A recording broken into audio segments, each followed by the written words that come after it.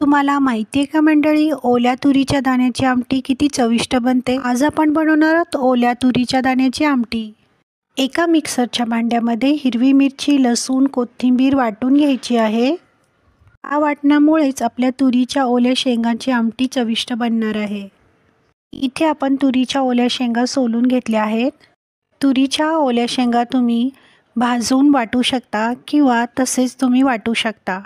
का मिक्सरच्या भांड्यामध्ये तुरीच्या शेंगा हलक्याशा वाटून घ्यायच्या आहेत। इथे तुम्ही पाहू शकता तुरीच्या शेंगा छानशा वाटून झाल्या आहेत। गॅसची फ्लेम ऑन करून गॅसवर कढई ठेवली आहे। कढईमध्ये तेल तापत ठेवले आहे। तेल तापल्यावर अर्धा चमचा जिरं टाकलं आहे। हिरवी मिरची, लसूण, कोथिंबीरचं वाटण टाकलं आहे। वाटण छान परतून झाल्यावर हळद टाकली आहे। हलक्याशा वाटून घेतलेल्या तुरीच्या ओल्या शेंगा टाकल्या आहेत। सर्व साहित्य तेलामध्ये छानसे एकसारखे परतून घ्यायचे आहे। वाटण करपू नये म्हणून 1 ते 2 चमचे पाणी टाकले आहे। सर्व साहित्य तेलामध्ये एकसारखे छानसे परतल्यामुळे त्याचा कच्चेपणा निघून जातो। चवीनुसार मीठ टाकायचे आहे।